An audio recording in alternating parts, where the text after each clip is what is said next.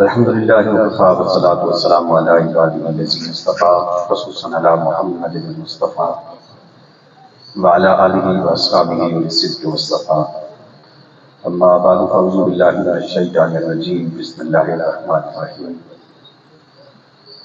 فقد قال النبی صلی اللہ علیہ وآلہ وسلم من احبنی فلیحبہ او کما قال علیہ الصلوۃ والسلام ان اللہ وملائکتہ یصلون علی النبی یا ایھا الذین آمنوا صلوا علیہ وسلموا تسلیما اللہم صل علی سیدنا مولانا محمد وعلی آل سیدنا مولانا محمد وعلی اصحاب سیدنا مولانا محمد مبارک وسلم الصلاۃ والسلام علیک یا سیدی یا رسول اللہ وعلی آلک واصحابک یا سیدی یا حبیب اللہ الصلاۃ والسلام علیکم یا سیدی یا رحمت للعالمین وعلی آلک واصحابک یا سیدی یا شفیع المذنبین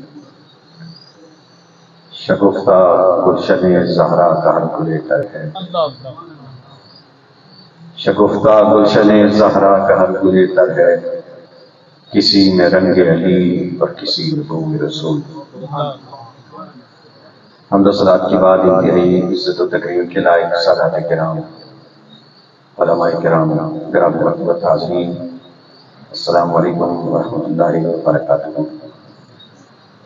اللہ رب العزت کا بے پایاں فضل اور احسان ہے جس نے ہمیں ان بابرکت ساعتوں میں اپنے ایک مقبول بندے کے قدموں میں بیٹھ کر حضور تاجدار کائنات سید عالم صلی اللہ علیہ وآلہ وسلم کے محبوب نواسوں کا ذکر کرنے کی سعادت عطا فرمائی۔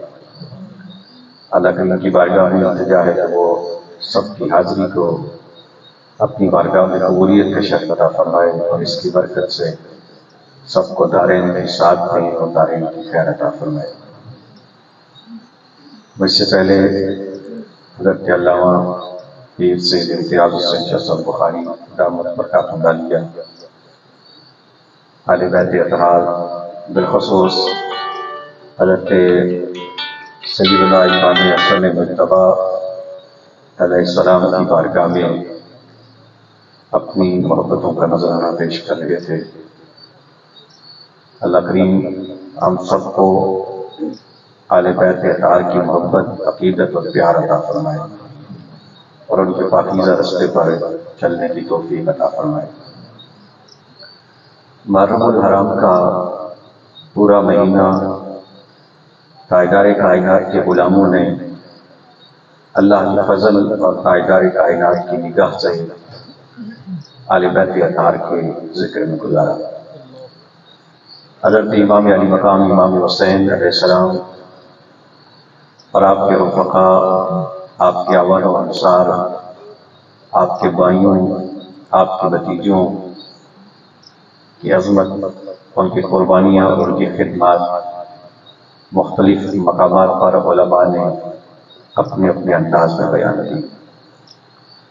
اللہ بیان کرنے والوں کو بھی اجر عطا فرمائے، سننے والوں کو بھی اجر عطا فرمائے اور اہتمام کرنے والوں پر بھی اپنی خاص رحمت نازل فرمائے۔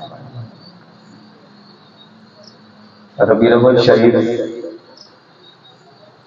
کا مبارک مہینہ، اس کا آغاز یا ہو چکا ہے یا ہونے کو ہے۔ اس مبارک مہینے میں سید عالم صلی اللہ علیہ وآلہ وسلم کے ذکر کی محافل بھی منعقد ہوتی ہیں، ریلیز کا اہتمام بھی ہوتا ہے، بڑے بڑے عالیشان جلوس اور ان کی رونقیں دیکھنے کو ملتی ہیں۔ اہل ایمان اپنے گھر سجاتے ہیں، اہل ایمان رستے سجاتے ہیں، لنگر پکائے جاتے ہیں، نعرے لگائے جاتے ہیں، کھانے کھلائے جاتے ہیں، نعت شریف پڑھی جاتی ہے، قصیدے پڑھے جاتے ہیں اور تاجدار کائنات کے ذکر کی ایک بہار نظر آتی ہے۔ لیکن سوال یہ ہے کہ یہ سب کچھ کیوں کیا جاتا ہے؟ تو اس کا جواب ایک ہی ہے کہ سرکار سے محبت کے اظہار کے لیے یہ سارا اہتمام کیا جاتا ہے۔ جھنڈے کیوں لگائے جاتے ہیں؟ تاجدار کائنات سے محبت کا اظہار کرنے کے لیے۔ رستے کیوں سجائے جاتے ہیں؟ تاجدار کائنات سے محبت کا اظہار کرنے کے لیے۔ محفل کا اہتمام کیوں ہوتا ہے؟ تاجدار کائنات سے محبت کا اظہار کرنے کے لیے۔ گلی گلی نعت خوانی کا اہتمام ہوتا ہے تاجدار کائنات سے محبت کا اظہار کرنے کے لیے۔ یہ جلوسوں کا اہتمام ہوتا ہے، لائٹنگ کی جاتی ہے تاجدار کائنات سے محبت کا اظہار کرنے کے لیے۔ لیکن ایک بات پر آپ کی توجہ چاہوں گا کہ نبی رحمت صلی اللہ علیہ وآلہ وسلم سے اظہار محبت کیا جاتا ہے، تو کیا ہر ایک کی محبت سرکار کی بارگاہ میں قبول ہو جاتی ہے؟ گرامی مرتبہ حاضرین، سرکار سے محبت کرنا یہ اللہ کی بڑی نعمتوں میں سے ایک نعمت ہے، اور جس کو یہ نعمت نصیب ہو جاتی ہے گویا اسے دارین کی ساتھ نصیب ہو جاتی ہے۔ لیکن اس محبت کے کچھ تقاضے بھی ہیں۔ ہر ایک کی محبت سرکار کی بارگاہ میں قبول نہیں ہوتی۔ ہر ایک کا جلوس کا اہتمام کرنا سرکار کی بارگاہ میں قبول نہیں ہوتا۔ ہر ایک کا لنگر بھی سرکار کی بارگاہ میں قبول نہیں ہوتا۔ نبی رحمت صلی اللہ علیہ وآلہ وسلم اپنے منبر پہ جلوہ کرتے ہیں۔ نبی رحمت صلی اللہ علیہ وآلہ وسلم اپنے غلاموں سے خطبہ ارشاد فرما رہے تھے، اور سرکار کی گود میں سرکار کا ایک نواسا بیٹھا ہوا تھا جسے حسن مجتبیٰ کہتے ہیں۔ نبی رحمت صلی اللہ علیہ وآلہ وسلم نے منبر پر بیٹھ کر اپنے نواسے کو گود میں لے کر اپنے نواسے کی طرف دیکھا اور پھر اپنے صحابہ سے خطاب فرمایا۔ سرکار نے فرمایا، من احبنی فلیحبہ، جو مجھ سے محبت کرتا ہے اس پر لازم ہے وہ اس قسم سے بھی محبت کرے۔ اس کا معنی یہ ہے کہ جھنڈے اس کے قبول ہوتے ہیں جو اصل سے محبت کرتا ہے، لنگر اس کے قبول ہوتے ہیں جو اصل سے محبت کرتا ہے، جلوس اس کے قبول ہوتے ہیں جو اصل سے محبت کرتا ہے، یہ لائٹنگ اس کی قبول ہوتی ہے جو اصل سے محبت کرتا ہے۔ بندہ جھنڈے بھی لگا لے، لنگر بھی پکا لے، سارا مہینہ نعت بھی پڑھ لے، رسی بھی بجا لے، گھر پر ڈرامہ بھی کر لے، اصل سے محبت نہ کرے تو سب کچھ میں مار دیا جاتا ہے۔ تاجدار کائنات نے فرمایا، من احبنی فلیحبہ۔ اور ایک بات اس پہ اور عرض کروں، جس وقت حضرت امام حسن مجتبیٰ رضی اللہ تعالیٰ عنہ علیہ السلام مولا کائنات کی شہادت کے بعد مسند خلافت پہ جلوہ گر ہو گئے۔ آپ پانچویں خلیفہ راشد ہیں۔ جب آپ مسند پہ جلوہ گر ہوئے، آپ نے خطبہ ارشاد فرمایا۔ آپ منبر پر بیٹھے ہوئے تھے تو ایک شخص کھڑا ہوا، وہ لمبے قد کا مالک تھا، گندمی لنگر تھی اس کی، تو اس نے کھڑے ہو کر تاجدار کائنات کی حدیث سنائی، اور حدیث یہی سنائی۔ اس نے کہا میں سرکار کی بارگاہ میں حاضر تھا، تاجدار کائنات منبر پہ تھے، آپ کی گود میں حسن مجتبیٰ تھے، اور رحمت عالم صلی اللہ علیہ وآلہ وسلم نے فرمایا، من احبنی فلیحبہ، جو مجھ سے محبت کرتا ہے وہ اصل سے محبت کرے۔ ساتھ ہی اس نے کہا کہ میں نے یہ حدیث جو بیان کی ہے یہاں پر تمہارے سامنے، اس کا ایک سبب ہے، اگر وہ سبب نہ ہوتا تو میں حدیث یہاں پہ بیان نہ کرتا۔ وہ سبب کیا ہے؟ وہ شخص کہتا ہے، راوی کہتا ہے کہ تاجدار کائنات میں جب یہ جملہ ارشاد فرمایا تھا من احبنی فلیحبہ، تو سرکار نے ساتھ یہ بھی ارشاد فرمایا تھا فلیبلغ شاہد الغیب، جو یہاں پر موجود ہے اور میری پر لازم ہے کہ ان تک بھی پہنچا دے جو یہاں پہ موجود نہیں ہے۔ گرامی محترم تعظیم کا ادارے کائنات کی احادیث سے کتب حدیث بنی ہوئی ہے، لیکن آپ کو ہر حدیث کے ساتھ یہ تمام کو نظر نہیں آتا، یہ تاکید تو نظر نہیں آتی کہ سرکار نے کسی کی فضیلت بیان کی ہو، کسی کی عظمت بیان کی ہو، کسی عمل کی عظمت بیان کی ہو، تو ساتھ یہ بھی تاکید کی ہو کہ جو سن رہے ہیں ان پہ لازم ہے ان تک بھی تو بتا دے تو نہیں سن رہے۔ اس کا معنی یہ ہے کہ اس مسئلے کی کوئی خاص اہمیت تھی۔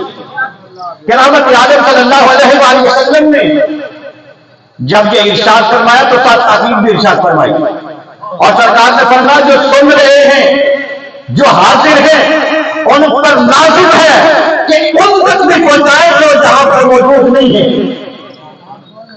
گرامی محترم حاضرین، نبی رحمت صلی اللہ علیہ وآلہ وسلم کا فرمان علی شان، سرکار نے فرمایا من احبنی، جو مجھ سے محبت کرتا ہے اس پر لازم ہے کہ وہ حسن سے محبت کرے۔ اور یہاں پر یہ جو سرکار کا حکم ہے یہ سب کے لیے ہے۔ جس طرح نبی رحمت صلی اللہ علیہ وآلہ وسلم کے باقی احکامات میں ان پر عمل کرنا ضروری ہے، تو نبی رحمت صلی اللہ علیہ وآلہ وسلم نے یہ امر ارشاد فرمایا کہ جو مجھ سے محبت کرتا ہے وہ حسن سے بھی محبت کرے۔ اب معروف حدیث مبارکہ ہے ربیع الاول شریف میں اکثر محافل میں علماء کرام اس کو گفتگو کا عنوان بھی بناتے ہیں۔ حضرت انس رضی اللہ تعالیٰ عنہ اس حدیث کے راوی ہیں کہ سرکار نے فرمایا کہ کوئی اس وقت تک کامل مومن نہیں ہو سکتا جب تک میں اسے اس کی اولاد، اس کے والدین اور اس کے اعزاء و اقرباء سے زیادہ اسے عزیز نہ ہو جاؤں۔ یہ بات یاد رکھیے کہ نبی رحمت صلی اللہ علیہ وآلہ وسلم نے حضرت امام حسن کی محبت کو اپنی محبت کے ساتھ شامل رکھا ہے، حضرت امام حسین کی محبت کو اپنی محبت کے ساتھ شامل رکھا ہے، حضرت زہرا پاک کی محبت کو اپنی محبت کے ساتھ شامل رکھا ہے، اور حضرت مولا کائنات کی محبت کو اپنی محبت کے ساتھ شامل رکھا ہے۔ اگر ان نفوس قدسیہ کی محبت میں کوئی کمی ہے تو اس کا مطلب ہے کہ محمد رسول اللہ کی محبت میں کمی ہے۔ سرکار کی محبت اس وقت تک پوری نہیں ہوتی۔ اور یہ بھی یاد رکھیے کہ بعض اوقات یوں ہوتا ہے کہ ایک چیز میں کوئی کمی ہو تو وہ کمی کسی دوسری چیز کے ذریعے پوری ہو جاتی ہے، لیکن یہ جو محبت ہے اس میں کمی کسی چیز سے پوری نہیں ہو سکتی۔ اس محبت میں کمی نہ سجدوں سے پوری ہو سکتی ہے، نہ جہاد سے پوری ہو سکتی ہے، نہ صدقات سے پوری ہو سکتی ہے، نہ روزوں سے پوری ہو سکتی ہے، نہ تبلیغ سے پوری ہو سکتی ہے، نہ سب بیداریوں سے پوری ہو سکتی ہے۔ سب کچھ بندہ کر لے، اس محبت میں کمی ہو تو یہ کمی پوری نہیں ہو سکتی۔ یہاں بیٹھ کے ہمارے نفل ادا کرنا یہ اس کمی کو کیا پورا کریں گے؟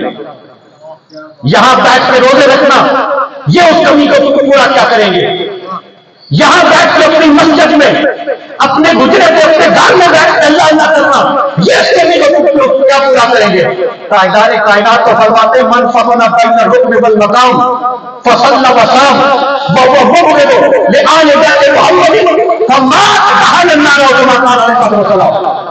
تاجدار کائنات نے فرمایا یہ وہ کمی ہے، یہ نمازیں، یہ سجدے، یہ روزے، یہ اعمال یہ اس کمی کو کیا پورا کریں گے؟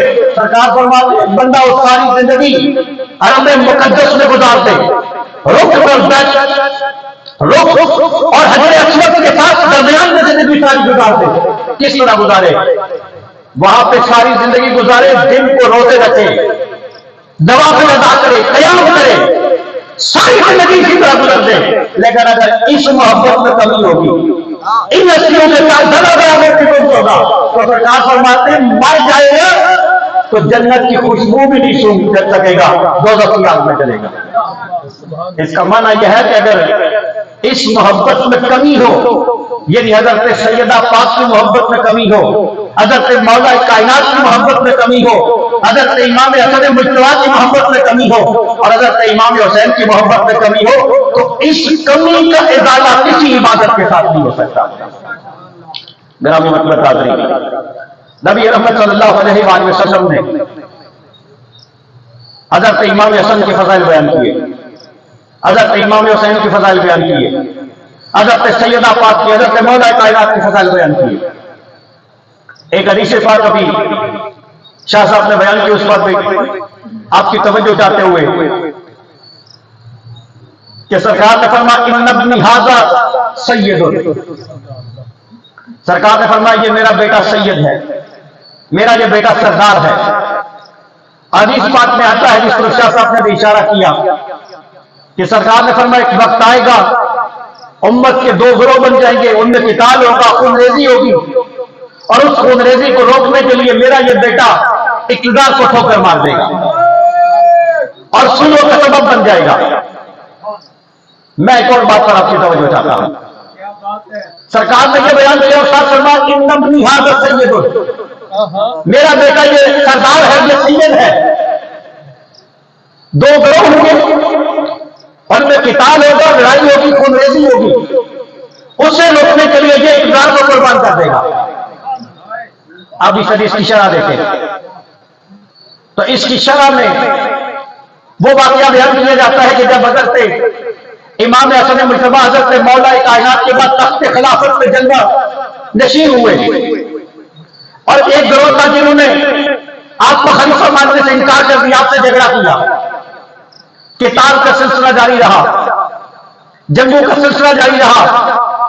حضرت امام حسن رضی اللہ تعالیٰ عنہ نے خون ریزی کو روکنے کے لیے آپ نے اس سلسلے کو موقوف کیا اور اقتدار مخالف کے حوالے کر دیا. یہ جتنی بھی احادیث کی شروعات ہے وہاں پہ اس حدیث کو اسی واقعے کے ساتھ ہی متعلق کر کے بیان کیا گیا ہے. اب میں آپ کی توجہ چاہتا ہوں کہ جب کوئی اقتدار پہ بیٹھا ہوا ہو، اقتدار اس کے قبضے میں ہو، اور کوئی اس کے خلاف کھڑا ہو جائے، جھگڑا کرے، اس کے اقتدار کو چیلنج کرے، جھگڑا کچھ عرصے تک چلتا رہے، پھر بات کو ختم کرنے کے لیے مذاکرات ہوں، مذاکرات میں یہ فیصلہ ہو کہ جو پہلے اقتدار جس کے قبضے میں تھا وہ اقتدار دوسرے کے حوالے کر دے، مخالف کے حوالے کر دے، اور وہ اس فیصلے پر عمل کر لے، اقتدار مخالف کے حوالے کر دے. تو یہ بتائیں کہ جب وہ اقتدار مخالف کے حوالے کر دے گا تو اب سردار کس کو کہا جائے گا؟ اس کو سردار کہا جائے گا جو پہلے اقتدار کا مالک تھا، یا اس کو سردار کہا جائے گا کہ سلو کے بعد جس کے پاس اقتدار جائے گا؟ آپ انسانیت کی تاریخ دیکھ لیں، آپ کتابیں پڑھ لیں، آپ بادشاہوں کی زندگیاں دیکھ لیں، ایسے قضیے ان پر غور کر لیں تو آپ دیکھیں گے رواج یہی ہے کہ جب وہ اقتدار دوسرے کے حوالے کر دے گا تو پھر سردار اس کو نہیں کہا جائے گا جو پہلے تخت میں بیٹھا ہوا تھا، سردار اس کے بعد اس کو کہا جائے گا جس کو اقتدار سپرد کیا جائے گا. اب لیکن یہاں پہ عجیب بات ہے، سرکار نے گویا فرمایا کہ ایک وقت آئے گا میرا حسن تخت خلافت پہ بیٹھا ہوگا، خون ریزی شروع ہو جائے گی، اس کو روکنے کے لیے حسن اقتدار چھوڑ دے گا، اقتدار مخالف کے حوالے کر دے گا. اب ہونا تو یہ چاہیے تھا کہ سرکار فرماتے کہ جب حسن اقتدار مخالف کو دے دے گا تو سردار مخالف بن جائے گا. حسن اقتدار مخالف کو دے گا لیکن سردار سے بھی میرا حسن دے گا. ھذا سید، تاجدار کائنات نے فرمایا کہ میرا یہ بیٹا سید ہے. اس کا معنی یہ ہے کہ وہ اور ہیں جو اپنی سرداری کے لیے تخت و تاج کے محتاج ہیں، محمد رسول اللہ کے نواسے اپنی سیادت میں تخت کے محتاج نہیں ہے، تاج کے محتاج بھی نہیں ہے. گرامی مرتبہ حاضرین، ایک بات اور آپ کی خدمت میں عرض کروں. محرم شریف کا سارا مہینہ آپ نے حضرت امام حسین کی عظمت سنی، حضرت امام حسین کی فضائل سنے. ایک بات آپ جانبداری سے خود بھی اس بات کا فیصلہ کر سکتے ہیں کہ جب بات شخصی عظمت کی اور فضائل کی آتی ہے تو جو عظمتیں اللہ نے امام حسین کو عطا فرمائی وہ کسی اور میں نظر آتی ہیں، اس طرح کھل کر کسی کی ہستی میں نظر آتی ہوں. اور یہ کیوں اس طرح کھل کے نظر آتی ہیں؟ اس لیے کہ سرکار نے فرمایا حسین منی وانا من حسین، کہ حسین مجھ سے ہے اور میں حسین سے ہوں. گرامی مدمت عظیم، لیکن میں ایک اور بات کی طرف آپ کی توجہ چاہتا ہوں. آپ نے حضرت امام حسین کی عظمت سنی، آپ کی شجاعت سنی، آپ کی فضیلت سنی، اور یہ بھی قدرت کا اہتمام ہے کہ حضرت امام حسین کا اتنا ذکر ہوتا ہے، اتنا ذکر ہوتا ہے، اتنا ذکر ہوتا ہے کہ سرکار کے بعد جتنا ذکر حضرت امام حسین کا ہوتا ہے اتنا اور کسی کا نہیں ہوتا. لیکن کبھی آپ نے غور کیا ہے کہ حضرت امام اسم مجتبی رضی اللہ تعالی عنہ کا اتنا ذکر تو نہیں ہوتا جتنا حضرت امام حسین کا ذکر ہوتا ہے. حضرت امام حسین کی فضائل اس طرح بیان کیے جاتے ہیں، ان کی عظمت اس طرح بیان کی جاتی ہے، گلی گلی، محلہ محلہ، مسجد مسجد، کریا کریا، شہر شہر آپ کے ذکر کا اہتمام کیا جاتا ہے. لیکن توجہ چاہتا ہوں کہ حضرت امام حسین کی ساری زندگی پڑھ لیجیے، ساری زندگی پڑھ لیجیے. میں پوری ذمہ داری سے عرض کرتا ہوں، جتنی کتابیں حضرت امام حسین کی سیرت کے حوالے سے ملتی ہیں ان کا مطالعہ کر لیجیے. آپ کو حضرت امام حسین کی سیرت میں سے ایک واقعہ، ایک جملہ بھی ایسا نظر نہیں آئے گا جس سے یہ ظاہر ہوتا ہو کہ حضرت امام حسین نے اپنے آپ کو حضرت امام حسین سے بڑا سمجھا ہو. گرامی مدمت عظیم، یہاں آپ دیکھیے، بڑا بھائی 10 سال بڑا ہوتا ہے لیکن 10 سال چھوٹا اس کو اس طرح بڑا ماننے کے لیے تیار نہیں ہوتا. یہاں پہ جو عمروں کو فرق تھا وہ مہینوں میں تھا، مہینوں میں عمر کے حساب سے عمر میں فرق تھا. لیکن ساری زندگی حضرت امام حسین نے اس طرح گزاری کہ زمانے کو بتایا کہ ہم انہیں بڑا مانتے ہیں، وہ نہیں بڑا مانتے. فضیلت اتنی تھی، عظمت اتنی تھی، شان اتنی تھی، بلندی اتنی تھی، مرتبہ اتنا تھا، مقام اتنا تھا.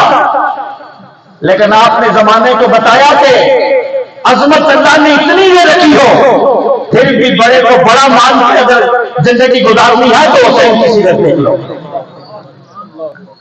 اور دونوں بھائیوں کا جو پیار تھا اس کی ایک جھلک بھی عرض کر دو.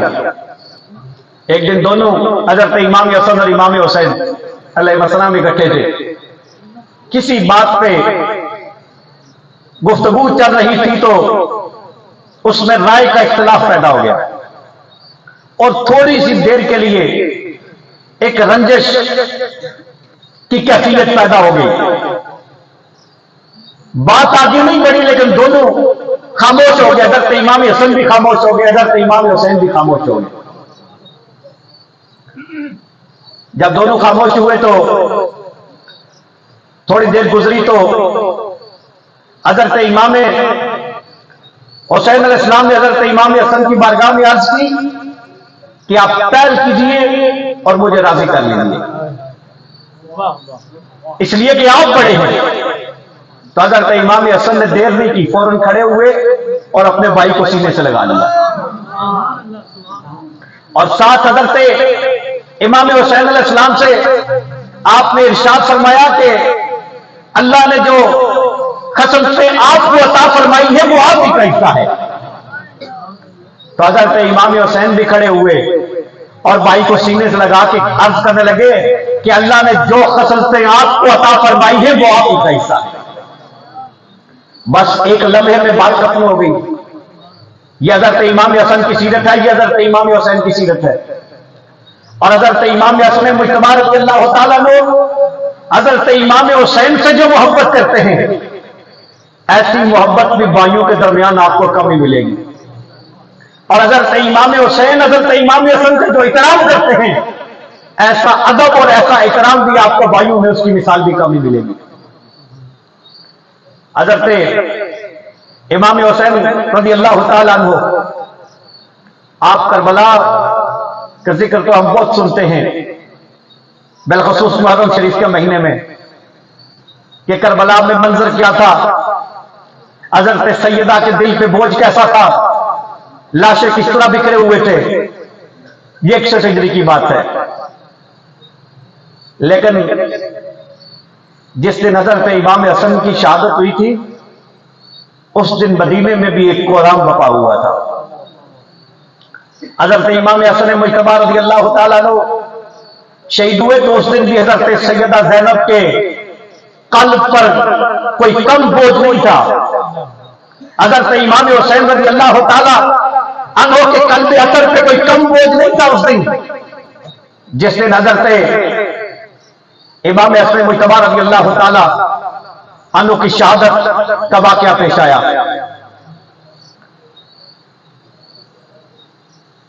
آپ تصور کیجئے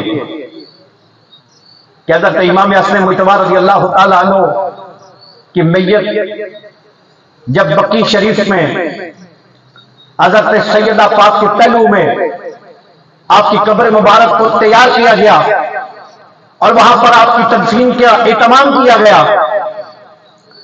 تو کہتے ہیں مدینہ میں اس دن وہ کیفیت تھی کہ صحابہ کہتے ہیں کہ ہم نے ایسا منظر یا حضرت امام حسن کے شہادت کے دن دیکھا تھا یا سرکار کے وصال کے دن دیکھا تھا کہ صحابہ دیوانوں کی طرح گلیوں میں گھوم رہے تھے، اور حضرت ابو ہریرہ رضی اللہ تعالیٰ عنہ جیسے صحابی آپ مدینے کی گلیوں سے گزرتے تھے، آنسو کی جڑی آنکھوں سے بہہ رہی تھی اور آپ کی زبان پر ایک ہی جملہ تھا، لوگوں آج رسول اللہ کا معبود دنیا سے چلا گیا ہے، لوگوں آج رسول اللہ کا معبود دنیا سے چلا گیا ہے۔ گرامی مرتبہ حاضرین، اور کبھی اس لمحے کا تصور کیجئے کہ یہ ایک قبر مبارک تھی بقیع شریف میں جس میں کشتی کی تدفین کی گئی تھی اور مٹی ڈالی جا رہی تھی، اور جب مٹی ڈالی جا رہی تھی تو حضرت امام حسین علیہ السلام بھی پاس کھڑے تھے، جب مٹی ڈالی جا رہی تھی تو حضرت عباس لمدار بھی پاس کھڑے تھے، جب مٹی ڈالی جا رہی تھی تو کہیں پہ مسلم بن عقیل بھی پاس کھڑے تھے، جب مٹی ڈالی جا رہی تھی تو حضرت جعفر طیار کے شہزادے بھی کھڑے تھے۔ یہ آل ابو طالب تھی جو اس قبر کے گرد کھڑی تھی اور اس ہستی پر مٹی ڈالی جا رہی تھی جو سبھی رسول اللہ تھا۔ کہتے ہیں اس وقت جب مٹی ڈالی گئی تو جو لوگ کھڑے تھے انہوں نے حضرت امام حسن سے محبت کا اظہار کیا اور آپ کی شان میں قصیدے لکھے، مرثیے لکھے۔ اس ہستی کی شان کا اندازہ کیجیے جس کا مرثیہ خود حضرت امام حسین لکھتے، جس کا مرثیہ حضرت عبداللہ ابن عباس لکھتے ہیں رضی اللہ تعالیٰ عنہ۔ اور کسی نے مرثیہ لکھتے ہوئے ایک شعر لکھا تھا جس کا مفہوم یہ تھا کہ جب تک کبوتری کسی درخت کی ٹہنی پہ بیٹھ کے نغمے الاپتی رہے گی، اپنی آواز بلند کرتی رہے گی، ہم آپ کی یاد میں آنسو بہاتے رہیں گے، ہم آپ کی یاد میں آنسو بہاتے رہیں گے۔ آج تو کربلا کا ذکر کر کے کسی کے آنسو نکل جائیں تو علماء کرام ہیں فوراً تحقیق پیش کرنا شروع کر دیتے ہیں کہ غم منانا، آنسو بہانا اتنے دن تو درست ہے، اس کے بعد درست نہیں۔ لیکن یہ جو حضرت امام حسن کی قبر کے پاس کھڑے ہو کے کہہ رہے تھے کہ جب تک کبوتری آوازیں بلند کرتی رہے گی ہم آپ کو یاد کر کے آنسو بہاتے رہتے، تو ہم ان سے زیادہ شریعت جاننے والے ہو۔ گرامی مرتبہ حاضرین، حضرت امام حسن مجتبی رضی اللہ تعالیٰ عنہ وعلیہ السلام، آپ نے حضور تاجدار کائنات سید عالم صلی اللہ علیہ وآلہ وسلم کی آغوش میں پرورش پائی۔ کسی کے لیے اور کوئی اعزاز نہ ہو، یہ تھوڑی بات ہے کہ اس کا نام تاجدار کائنات میں رکھا، اور نام کیا رکھا؟ حسن۔ اب کوئی اندازہ کر سکتا ہے کہ اس نام کا خوبیاں کتنی ہیں، اس نام کی معنوی صفات کتنی ہیں؟ اور ایک بات جو علماء نے نقل فرمائی وہ آپ کی خدمت میں عرض کر دوں کہ جس طرح حضور رحمت عالم صلی اللہ علیہ وآلہ وسلم کی شان یہ ہے کہ سرکار سے پہلے عرب کی سرزمین پر محمد نام کا کوئی شخص نہیں گزرا تھا صلی اللہ علیہ وآلہ وسلم۔ حالانکہ عرب لوگ بہت احتیاط کے ساتھ اچھے اچھے نام رکھا کرتے تھے، مختلف قبائل کے جو نام رکھتے ہوئے انتخاب کرتے ہوئے بڑی احتیاط کیا کرتے تھے کہ اچھے نام رکھیں، لیکن اس کے باوجود کسی کا نام محمد نہیں تھا صلی اللہ علیہ وآلہ وسلم۔ اور جب سرکار کے دادا نے دعوت کا اہتمام کیا تھا 7ویں دن سرکار کی ولادت کی خوشی میں، تو لوگوں نے پوچھا تھا آپ سے کہ عبد المطلب یہ پوتے کا نام آپ نے محمد رکھا ہے، تو یہ کیسے آپ کو خیال آیا کہ نام محمد رکھوں؟ اس لیے کہ لوگ حیران کر گئے جب نام سنا، پوچھا کیا نام رکھا ہے، تو آپ نے فرمایا محمد نام رکھا ہے۔ تو وہ حیرت میں ڈوب کے کہنے لگے کہ ہم نے تو آج تک یہ نام نہیں سنا، اتنا خوبصورت نام، اور حیرت ہے کہ کسی نے بھی اپنے بیٹے کا نام یہ نہیں رکھا رب کی سرزمین پر۔ تو آپ کو خیال کیسے آیا؟ تو آپ نے فرمایا کہ میں نے اپنے پوتے کے چہرے کو دیکھا تو میں نے محسوس کر لیا کہ ایک وقت آئے گا کہ زمین پر بھی اس کی عظمتوں کے ترانے پڑے جائیں گے اور عرش والے بھی اس کی عظمتوں کو سلام کریں گے۔ تو میں نے اس لیے پوتے کا نام رکھا محمد صلی اللہ علیہ وآلہ وسلم۔ تو سرکار کا جو اسم مبارک ہے وہ اللہ نے یہ اہتمام فرمایا تھا کہ وہ سرکار کے لیے بچا کے رکھا گیا تھا، اور محققین فرماتے ہیں کہ جس طرح سرکار کا نام سرکار کے لیے چھپا کے رکھا گیا تھا، اسی طرح حضرت امام حسن کا نام بھی اسی اہتمام کے ساتھ رکھا گیا تھا۔ حضرت امام حسن سے پہلے ان قبائل میں کسی کا نام حسن نہیں تھا، اور امام حسین سے پہلے ان قبائل میں کسی کا نام حسین نہیں تھا۔ حضرت امام حسن کی ولادت ہوئی تو آپ کا نام حسن رکھا گیا، امام حسین کی ولادت ہوئی تو آپ کا نام حسین رکھا گیا۔ اور یہ غور کیجئے کہ سرکار کی ولادت سے پہلے، ان رسولوں کی ولادت سے پہلے کسی کا نام حسن نہیں تھا، کسی کا نام حسین نہیں تھا، کسی کا نام محمد نہیں تھا۔ لیکن اب دیکھیے کہ میں پوچھوں کہ اس محفل میں کتنے محمد بیٹھے ہیں تو شاید درجنوں ہوں، میں پوچھوں کتنے حسن بیٹھے ہیں تو شاید درجنوں ہوں، میں پوچھوں کتنے حسین بیٹھے ہیں تو درجنوں ہوں گے کہ حسین کا لفظ ان کے نام میں شامل ہوگا۔ تو گرامی مرتبہ ناظرین، یہ کسی مفتی کی تبلیغ سے یا کسی جماعت کی تبلیغ سے ایسا نہیں ہوا کہ لوگوں نے محمد رسول اللہ کے نام پہ نام رکھنے شروع کر دیے، امام حسن کے نام پہ نام رکھنے شروع کر دیے، امام حسین کے نام پہ نام رکھنے شروع کر دیے۔ یہ لوگوں کے دلوں میں تاجدار کائنات کی محبت تھی، اہل بیت اطہار کی محبت تھی، کہ اس کا اظہار لوگوں نے کیا ہے۔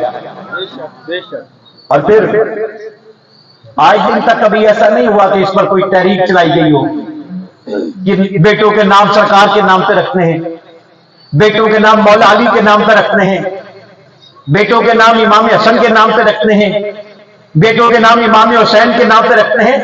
امت کی 14 صدیوں کی تاریخ دیکھ لیجئے، آج دن تک کبھی ایسی تحریک نہیں چلائی گئی جس میں یہ ٹارگٹ کیا گیا ہو کہ ان نفوس قدسیہ کے اسماء گرامی پہ اپنے بچوں کے نام رکھنے ہیں۔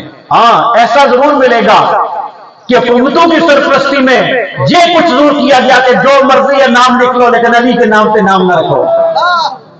یہ نام روکنے کی کوششیں تو ہوتی رہی، لیکن ان ناموں کو عام کرنے کے لیے، فروغ دینے کے لیے 14 صدیوں کی تاریخ میں کبھی بھی کسی ایسی تاریخ کا اہتمام نہیں کیا گیا۔ اس کا معنی یہ ہے کہ یہ چیزیں ساری اس کو نصیب ہوتی ہیں جس کے سینے میں محبت ہوتی ہے، اور یہ رسول اللہ کی محبت کا فیض ہے، یہ اہل بیت اطہار کی محبت کا فیض ہے۔ آپ دیکھ لیں اپنے گاؤں میں واپس جا کر، گاؤں میں اگر 500 بچے ہیں، اس گاؤں میں 500 مرد ہیں، تو میں دعوے سے کہتا ہوں کہ 400 ایسے ہوں گے کہ جن کے نام میں یا محمد آتا ہوگا، یا علی آتا ہوگا، یا احمد آتا ہوگا، یا حسن آتا ہوگا، یا حسین آتا ہوگا، یا مصطفیٰ آتا ہوگا، یا مرتضیٰ آتا ہوگا، یا مجتبیٰ آتا ہوگا۔ مصطفیٰ ہو تو اس کا معنی بھی محمد ہی ہے کیونکہ یہ سرکار کے لیے ہے، مرتضیٰ ہو تو اس کا معنی بھی علی ہی ہے، مجتبیٰ ہو تو اس کا معنی بھی حسن ہی ہے کیونکہ یہ حضرت امام حسن کے لیے آتا ہے۔ تو اس کا مطلب ہے کہ آپ بستی پوری دیکھ لیں، اب یہ کچھ عرصے سے ٹرینڈ چینج ہوا ہے۔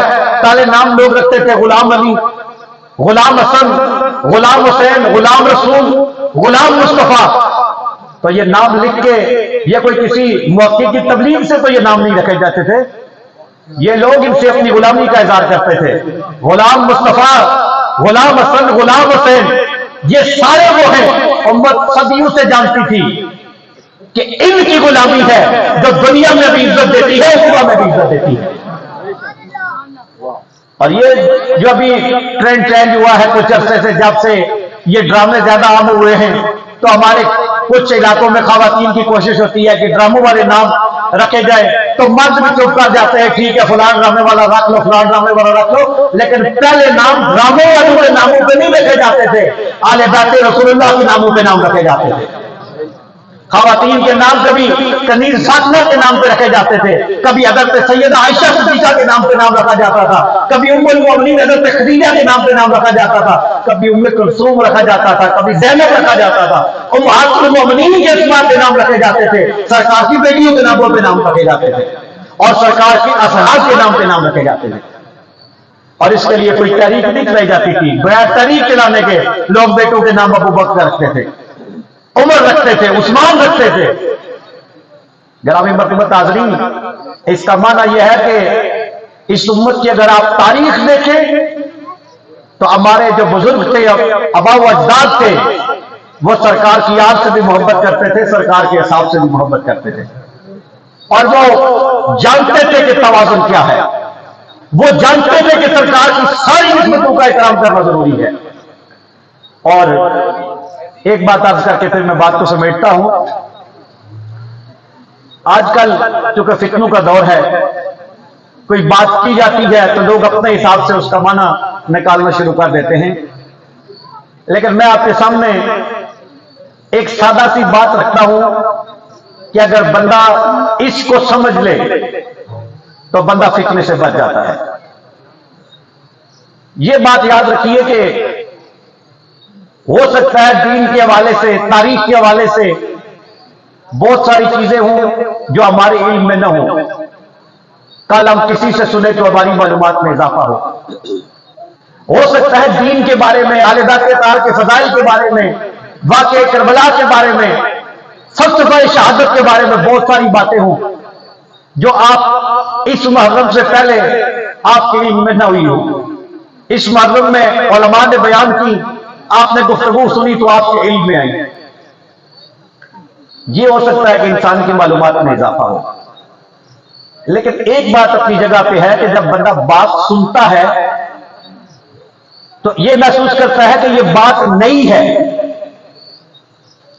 نئی ہونا اور بات ہے، لیکن ایک یہ ہے کہ بندہ بات سنتا ہے تو بندہ کہتا ہے عجیب ہے۔ نئی بات کا اور معنی ہے، لیکن عجیب بات کا اور معنی ہے۔ اگر ہم یہ کہیں بات نئی بھی ہو لیکن اس کا معنی یہ نکل رہا ہو کہ مولا علی سے محبت کرو، اس کا معنی یہ نکل رہا ہو کہ حضرت امام حسن سے محبت کرو، اس کا معنی یہ نکل رہا ہو کہ اہل بیت اطہار کے دشمنوں سے بغض رکھو، تو یہ نئی تو ہے، عجیب تو نہیں ہوگی۔ اس لیے کہ یہ تو ہمارے آباء و اجداد بھی یہی کرتے رہے، اہل بیت اطہار سے محبت کرتے رہے اور اہل بیت اطہار کے دشمنوں سے نفرت کرتے رہے۔ تو اگر ایسی ہی کوئی بات جو ہم نے پہلے نہ سنی ہو اب سن لیں کہ جس سے سبق یہی نکلتا ہو، تو اس کا معنی ہے کہ بات نئی ضرور ہے لیکن عجیب نہیں۔ تو اگر عجیب نہ ہو تو پھر وہ خطرے والی بھی نہیں۔ خطرے والی وہ ہوتی ہے جو نئی بھی ہو عجیب بھی ہو، یعنی بندہ بات کہے نہیں اور پھر کہے اس بات نئی بات کا معنی یہ نکلتا ہو کہ یزید تو حضرت امام علی مقام کی شہادت کا ذمہ دار نہیں۔ آپ یہ بتائیں کہ اگر نئی بات اس کا معنی یہ نکلتا ہو تو وہ عجیب ہے یا نہیں؟ ہمارے آباء و اجداد جو نہیں پڑھے ہوئے تھے بہت زیادہ، آپ بتا دیں کہ 50 سال پہلے جو ہمارے بزرگ تھے، جب ابھی ہمارے یہاں یہ محفل کا سلسلہ شروع نہیں تھا، سوشل میڈیا نہیں تھا، کراچی میں بھی کوئی اتنا بڑا مفتی نہیں تھا، اسلام آباد میں بھی کوئی اتنا بڑا مفتی نہیں تھا، یہ محفل کبھی پیدا نہیں ہوئے تھے، یہ ابھی کسی اور مکتب فکر کی صفوں میں بیٹھا کرتے تھے۔ تو اس وقت ہمارے آباء و اجداد امام علی مقام کا اہل بیت کا قاتل کس کو سمجھتے تھے؟ اس کا معنی یہ ہے کہ اگر تحقیق نہیں ہو اور اس کا معنی یہ نکلے کہ اہل بیت کے قتل کا اور اس ظلم کا ذمہ دار یزید ہے، تو وہ بات نئی تو ہو سکتی ہے، وہ عجیب نہیں ہو سکتی۔ لیکن اگر کوئی کہے بات نہیں ہے اور اس کا معنی یہ نکل رہا ہو کہ یزید تو ذمہ دار نہیں ہے، یہ تو بس عمر بن سعد نے کر دیا، ابن زیاد نے کر دیا، شمر نے کر دیا، یزید کو تو پتہ ہی نہیں تھا، اس نے تو بعد میں بڑا افسوس کیا، تو اس کا معنی یہ ہے کہ بات نئی بھی ہے اور عجیب بھی ہے۔ اور یہ عجیب ایسی ہے جو ہمارے آباء و اجداد نے ہمیں یہ نہیں سکھائی۔ ہمارے آباء و اجداد یہی سمجھتے تھے کہ یزید لعنتی ہے اور وہ اہل بیت کے کا قاتل ہے۔ اس کا معنی یہ ہے کہ فتنہ وہ بندہ کرتا ہے جو نئی بات کرے اور عجیب بات کرے. بندہ نئی بات کرے اور وہ بات عجیب نہ ہو، اس کا مطلب ہے کہ وہ علم کی کوئی بات کر رہا ہے، فتنہ پیدا نہیں کر رہا. تو اللہ کے فضل سے آپ بتائیں، یہ 40-45 دن آپ نے اتنی باتیں سنی ہیں، عادل شاہ صاحب کی تقریریں سنی ہیں، نقشبندی صاحب کی تقریریں سنی ہیں، اور علماء بائیں سے بھی تشریف لاتے رہے، آپ نے ان کی تقریریں سنی ہیں. تو کوئی ایسی بات آپ نے سنی ہے کہ کسی نے نئی بات کی اور عجیب بات کی ہو؟ اس کا مطلب ہے اگر نئی عجیب نہیں کی تو فتنے والی نہیں کی. باتیں نئی ضرور ہو سکتی ہیں، علم والی ہو سکتی ہیں، لیکن باتیں وہی کی ہیں جو ہمارے آباء و اجداد نے ہمیں سکھا رکھی ہیں. اس کا معنی یہ ہے کہ ہاں یہ ضرور ہو سکتا ہے کہ کوئی بندہ واقعہ کربلا بیان کرے، حضرت امام علی مقام کی عظمت بیان کرے تو 7 صحابہ کی عظمت میں تنقید کرنا شروع کر دے اور صحابہ کی شان کو کم کرنا شروع کر دے. تو اس کا معنی یہ ہمیں بزرگوں نے نہیں سکھایا.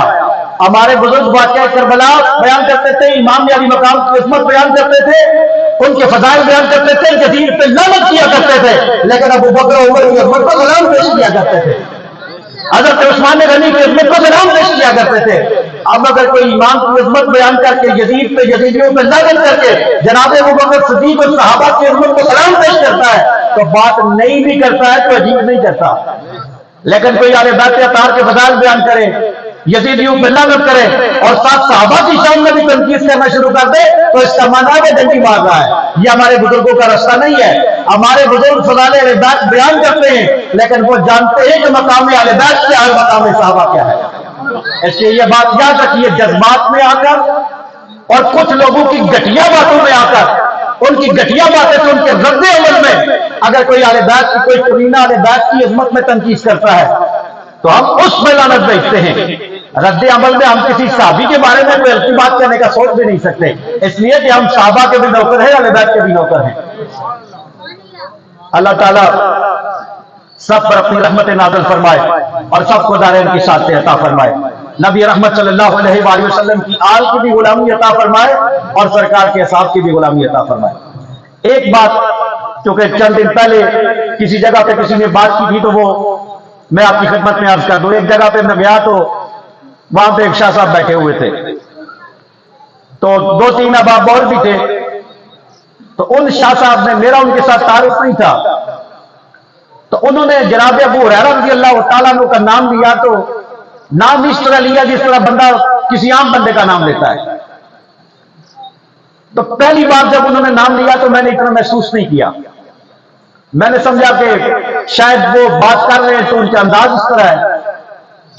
پھر انہوں نے ایک اور صحابی کا نام لیا، غالباً حضرت زید کا نام لیا، حضرت انس کا نام لیا. تو انہوں نے جس طرح یہ اسماء گرامی لینا چاہیے تھے ان کا انداز میں نے دیکھا وہ نہیں ہے. تو میں نے ان سے مخاطب ہو کے گزارش کی کہ مجھے بہت عجیب محسوس ہوا ہے کہ آپ نے حضرت ابو ہریرہ کا نام اس طرح نہیں لیا جس طرح لینا چاہیے تھا. تو انہوں نے اس پہ ایک بات کی، وہ بات یہاں پہ عرض کرنے کا مقصد نہیں تھا. تو میں نے ان سے گزارش کی، میں نے کہا ایک خاص مکتوب فکر ہے، وہ حضرت ابو ہریرہ کا اور حضرت جابر بن عبداللہ انصاری رضی اللہ تعالی عنہ. میں نے کہا کہ ایک مکتوب فکر ہے، وہ حضرت ابو ہریرہ کا نام اس انداز کے ساتھ نہیں لیتے جس طرح لینا چاہیے، لیکن ان کی جو دقت ہے وہ سمجھ میں آتی ہے. اس لیے کہ حضرت ابو ہریرہ رضی اللہ تعالیٰ عنہ نے بہت ساری روایات انہوں نے بیان کی ہیں، روایت کی ہیں. اگر وہ ساری تسلیم کر لی جائیں تو بعض بات کے لیے بڑی دقت پیدا ہو جاتی ہے. تو ان روایات سے جان چھڑانے کا آسان رستہ یہ تھا کہ حضرت ابو ہریرہ ہی کوئی تسلیم نہ کرو. جب ان کو تسلیم نہیں کریں گے تو روایات سے بھی جان چھوٹ جائے گی. میں نے کہا لیکن آپ سنی ہیں، آپ کو روایات سے تو کوئی دقت نہیں، آپ حضرت ابو ہریرہ کا نام احترام کے ساتھ جس طرح لینا چاہیے تھا اس طرح آپ نے کیوں نہیں لیا؟ تو انہوں نے اس پر وہی باتیں کی. انہوں نے کہا جی میرے ذہن میں تو یہ بات ہے. تو میں نے ان کی خدمت میں گزارش کی کہ کبھی دیکھ لیجئے کہ حضرت ابو ہریرہ کون ہے، کبھی یہ دیکھ لیجئے کہ حضرت ابو ہریرہ حضرت امام حسین کی غلامی کس طرح کرتے ہیں، امام حسن کی غلامی کس طرح کرتے ہیں. حضرت فضائل، میں پوری ذمہ داری سے عرض کرتا ہوں، فضائل آل بیت میں آپ صحائف ستہ کی کتابوں کو دیکھیں، دوسری کتابوں کو دیکھیں، حضرت امام حسن، حضرت امام حسین، اہل بیت اطہار کے فضائل میں جتنی احادیث حضرت ابو ہریرہ سے مروی ہے اتنی کسی دوسری ہستی سے مروی نہیں ہے۔ میں نے کہا جس بندے نے اہل بیت اطہار کے فضائل روایت کیے ہیں اور فضائل ٹوٹل پورا کرنے والے انداز میں روایت نہیں کیے کہ حدیث بیان کر دی کہ سرکار نے یہ فرمایا، اور سرکار نے جب حضرت امام حسن کی عظمت کو بیان کیا، حضرت ابو ہریرہ نے حدیث روایت کی اور مزے لے کے حدیث روایت کی کہ سرکار نے جب حضرت امام حسن کے بارے میں یہ جملہ کیا تو اس طرح حضرت امام حسن کو بلایا، اس طرح اپنی گود میں بٹھایا، اس طرح سینے سے لگایا، اس طرح موقع دیا اور پھر اس طرح سرکار نے حضرت امام حسن کے لیے دعا کی۔ تو اس کا معنی یہ ہے کہ جو حضرت امام حسن سے محبت کرتا ہے وہ حضرت ابو ہریرہ کے بارے میں اس کا سینہ تنگ کیوں ہو؟ اور پھر بعض بعد میں جو حضرت جابر بن عبداللہ انصاری کے بارے میں غلط فہمی کا شکار ہو جاتے ہیں۔ کون ہے حضرت جابر بن عبداللہ؟ یہ حضرت عبداللہ بن حرام کے ساتھ جاتے ہیں۔ اور حضرت عبداللہ بن حرام کون ہے؟ یہ وہ ہے عہد کی جنگ کے موقع پہ باپ بیٹے دونوں نے کہا، باپ نے کہا کہ میں جاؤں گا، بیٹے نے کہا میں جاؤں گا، تو پھر فیصلہ ہوا وہ باپ کے نصیب میں تھا، وہ گئے جنگ کے لیے، اللہ نے شہادت عطا فرما دی۔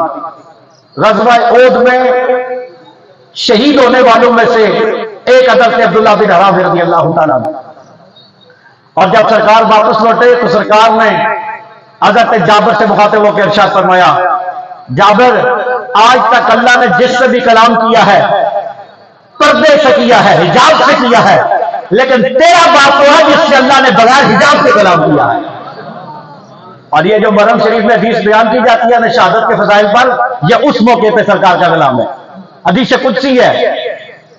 سرکار نے فرمایا کہ اللہ نے حضرت عبداللہ بن حرام سے کیا کلام فرمایا، یہاں پہ یہ بات بھی یاد رکھیے کہ اب ایک بندہ شہید ہو گیا ہے، وہ قبر میں چلا گیا ہے، رب اس سے کلام فرماتا ہے اور تاجدار کائنات جانتے ہیں رب اس سے کلام فرما رہا ہے، اور تاجدار کائنات یہ بھی جانتے ہیں کہ رب کیا فرما رہا ہے، اور سرکار یہ بھی جانتے ہیں بندہ جواب کیا دے رہا ہے۔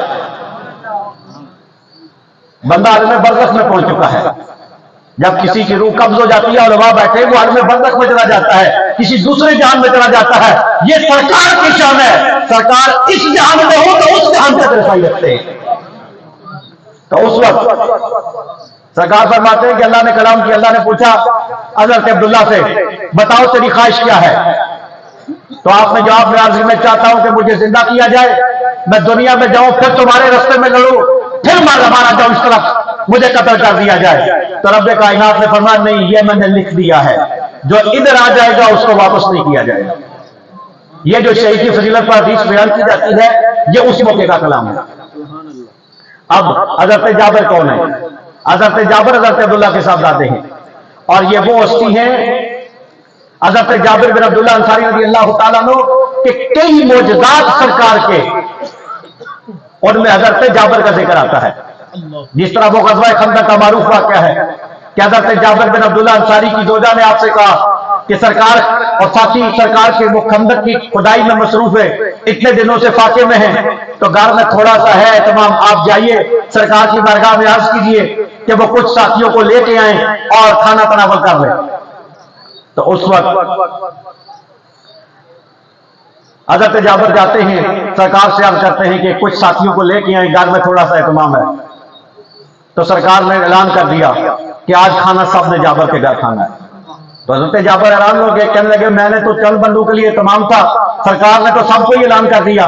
اب غور کیجئے نا کہ شاہ صاحب نے گھر میں انتظام کیا اور فدا شاہ صاحب نے 6 بندوں کا، اور یہاں آ کے کوئی بندہ کہے جی کہ 6 بندے لے کے زہر شاہ صاحب ادھر آ جائے، اور زہر شاہ صاحب یہاں پہ کھڑے ہو کے کیا دیں گی کہ سارے ادھر ہی چلیں، وہاں پہ سب کا انتظام ہے، تو شاہ صاحب کے لیے پریشانی تو بنے گی کہ انتظام 6 بندوں کا اور 200 بندے چلے جائیں، اور وہاں تو 1000 سے بھی زیادہ لوگ تھے۔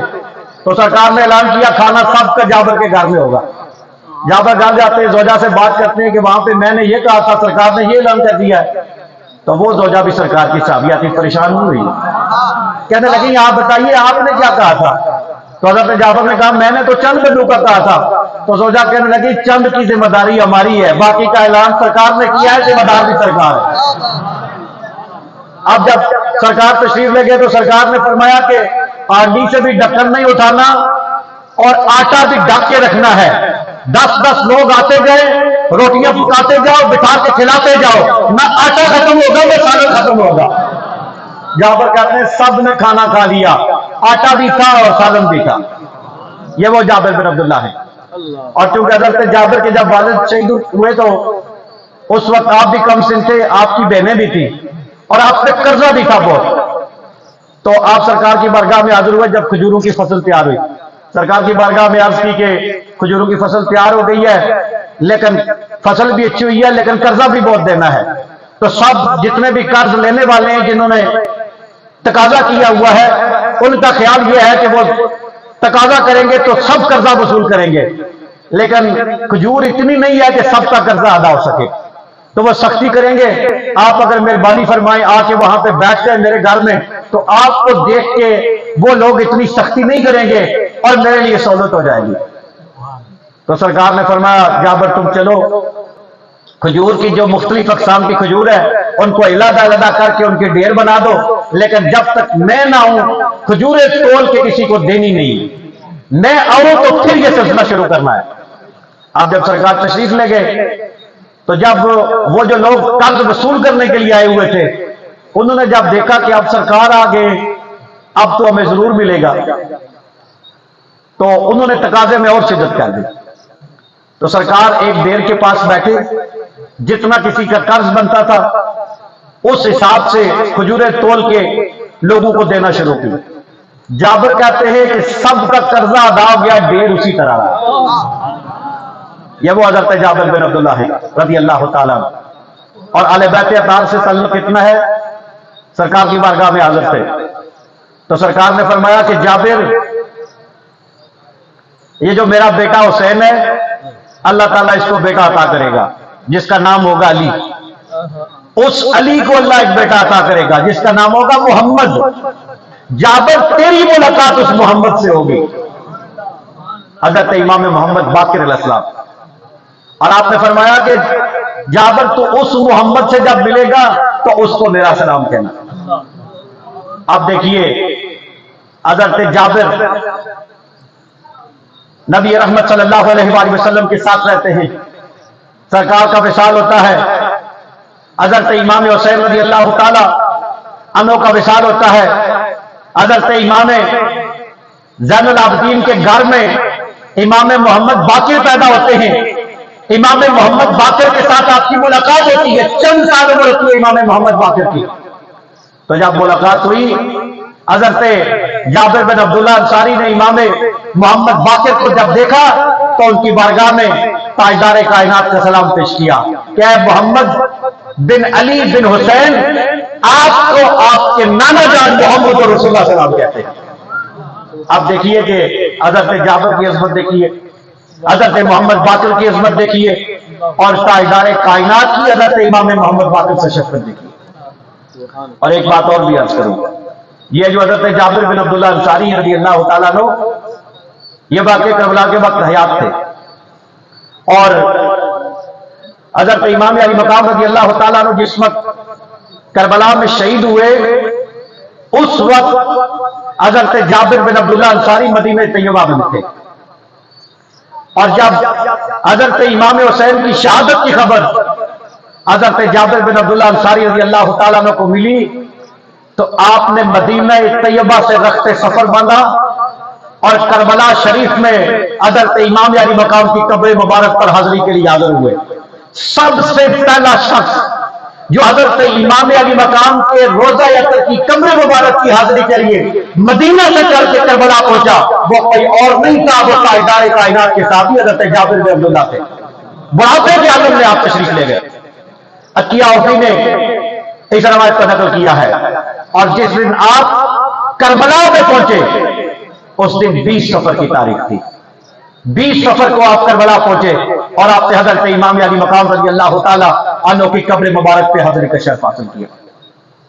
اور یہ حضرت جابر بن عبداللہ انصاری رضی اللہ تعالیٰ عنہ یہ بھی کیونکہ اہل بیت اطہار کی عظمت اور فضیلت بیان کرتے تھے. کئی احادیث کے راوی آپ ہیں. ایک معروف حدیث مبارک ہے, آپ نے ایک موقع پہ ارشاد فرمایا امام حسین کو دیکھ کے آپ نے فرمایا کہ من اراد ان ينظر الى سید شباب اہل الجنہ فلینظر الى ھذا، جو بندہ یہ چاہتا ہے کہ وہ جنت کے سردار کو دیکھے تو وہ حسین ابن علی کو دیکھے. یہ حضرت امام حسن سے محبت کرتے تھے، امام حسین سے محبت کرتے تھے. تو اس لیے بہت ساری چیزیں ایسی ہوتی ہیں جو مختلف لوگوں کے پروپیگنڈے کی وجہ سے ہوتی ہیں. ہمارے بزرگوں نے جو رستہ ہمیں بتایا ہے ہمیں اسی رستے پر چلنا چاہیے. اہل بیت اطہار کی غلامی، صحابہ کرام کا ادب، تاجدار کائنات کی ساری نسبتوں کا احترام، یہی خیر کا رستہ ہے. اللہ کریم سب پر رحمت، برکت، کرم اور فضل نازل فرمائے. وآخر دعوانا ان الحمد للہ رب العالمین.